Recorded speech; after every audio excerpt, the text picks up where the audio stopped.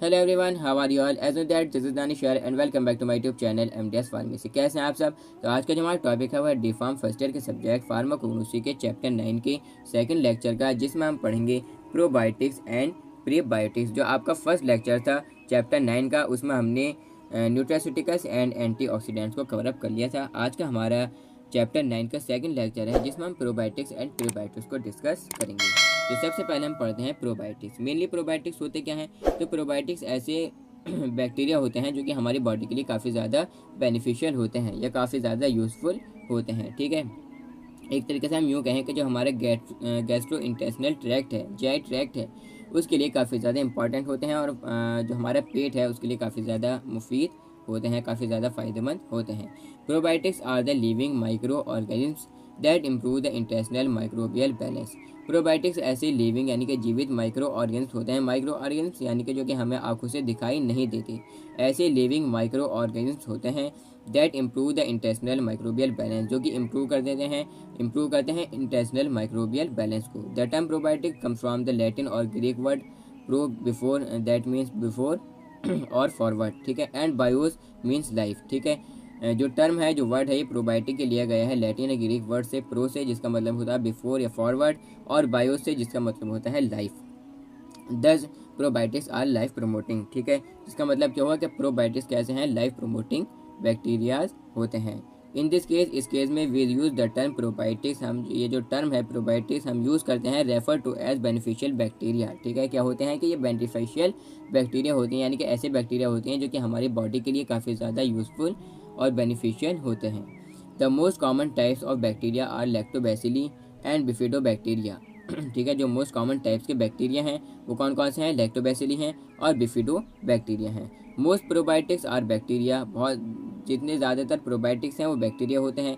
Which are small single cell organism, जो कि छोटे सिंगल सेल ऑर्गेनिज्म होते हैं। ठीक है, एंड वन ईस्ट, और एक यहाँ पर ईस्ट भी शामिल है, नेमली सैक्रोमाइसिस बोलार्डी। ठीक है, ये एक ईस्ट है जिसको इवेल्युएटेड किया गया है प्रोबायोटिक के तौर पर है। Also has evaluated as a probiotic के तौर पर इसको इवेल्युएटेड किया गया है। अब आते हैं इसकी कमर्शियल फॉर्म्स पर प्रोबायोटिक्स की, कि हमें कहाँ कहाँ से प्रोबायोटिक्स ऑब्टेन हो सकती हैं। तो इसमें फर्स्ट है योगर्ट। योगर्ट जो है one of the best source of probiotics. ठीक है, बेस्ट सोर्स है प्रोबायोटिक्स का। The friendly bacteria that can help to improve your health. ठीक है, एक ऐसा फ्रेंडली बैक्टीरिया है होता है इसमें, जो कि काफ़ी ज़्यादा मदद करता है हमारी हेल्थ को, हमारी सेहत को इम्प्रूव करने के लिए, अच्छा करने के लिए।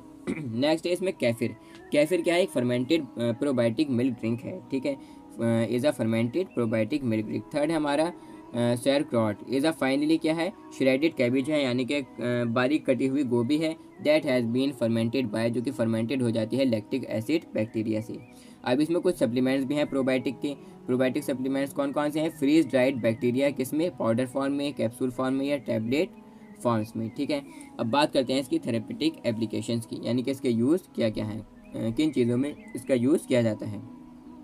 तो probiotics can be use for gastric and intestinal illness, alcoholic liver disease. ठीक है, प्रोबायोटिक्स का यूज़ किया जा सकता है गैस्ट्रिक या इंटेस्टिनल इलनेस, यानी कि जो हमारा पेट है और जो हमारी आंतें हैं, ठीक है, उससे जुड़े जो रोग हैं, उससे जुड़ी जो बीमारियां हैं, उसके ट्रीटमेंट में इसका यूज़ किया जाता है। और एल्कोहलिक लिवर डिजीज़, जो कि हाई कंजप्शन करने से अल्कोहल का होती है। ठीक है, यानी कि जो लोग शराब ज़्यादा पीते हैं, अल्कोहल का यूज़ ज़्यादा करते हैं, ठीक है, उनको ये डिजीज़ होती है अल्कोहलिक लिवर डिजीज़। ठीक है, तो इसके ट्रीटमेंट में इसका यूज़ किया जाता है। To enhance both specific and non specific immune responses. ठीक है, एनहेंस करने के लिए दोनों टाइप के स्पेसिफिक और नॉन स्पेसिफिक दोनों इम्यून रेस्पॉन्सेज को क्या करने के लिए? एनहेंस करने के लिए इसका यूज़ किया जाता है।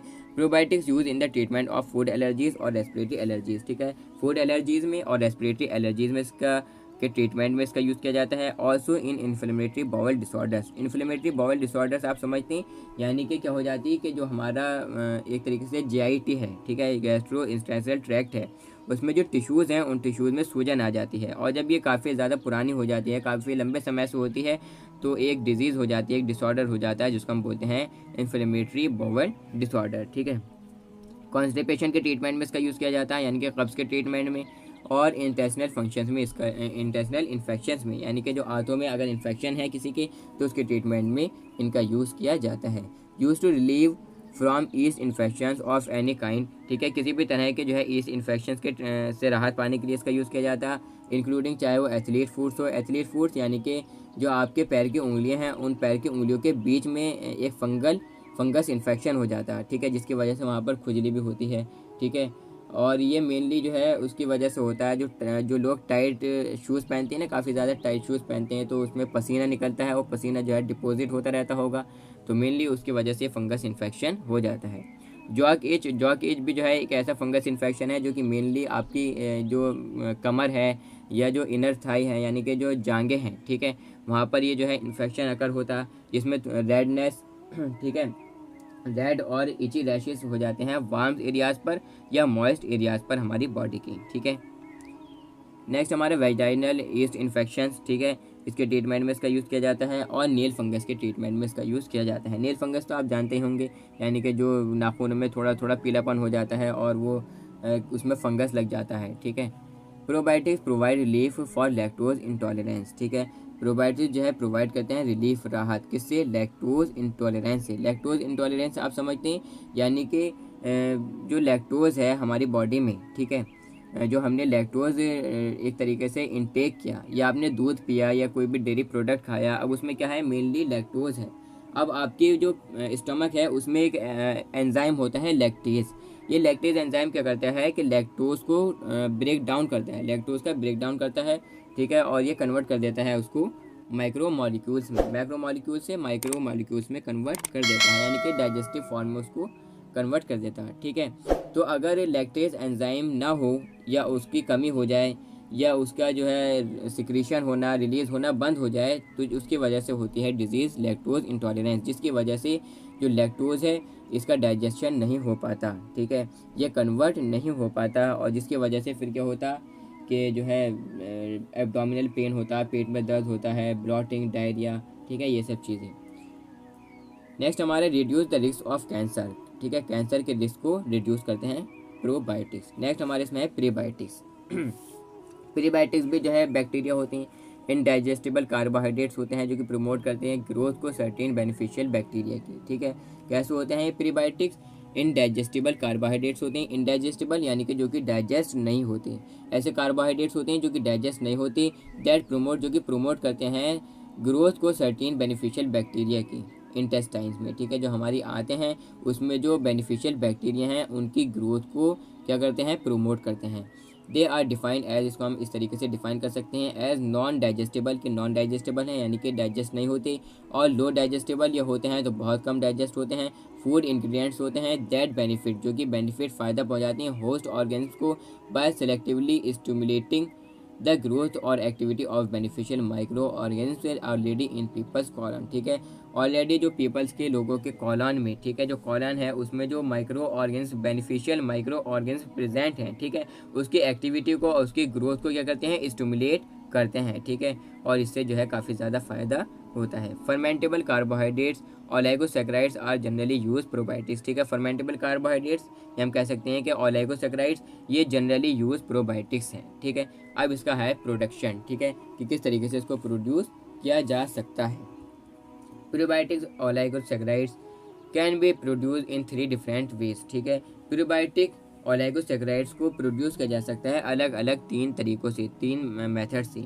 Bye extraction from plant materials, या तो हम डायरेक्ट प्लांट मटेरियल से एक्सट्रैक्ट कर लें, ठीक है, माइक्रोबियल सिंथेसिस और एंजाइमेटिक सिंथेसिस के ज़रिए, या फिर एंजाइमेटिक हाइड्रोलाइसिस के ज़रिए पॉलीसैकेराइड्स की, ठीक है, जो पॉलीसैकेराइड्स हैं, ठीक है, बड़ा मॉलिक्यूल है उसको छोटे छोटे टुकड़ों में, ठीक है, मोनोसैकेराइड, डाइसैकेराइड्स, ओलिगोसैकेराइड्स वगैरह इसमें तोड़कर हम इसको क्या कर सकते हैं?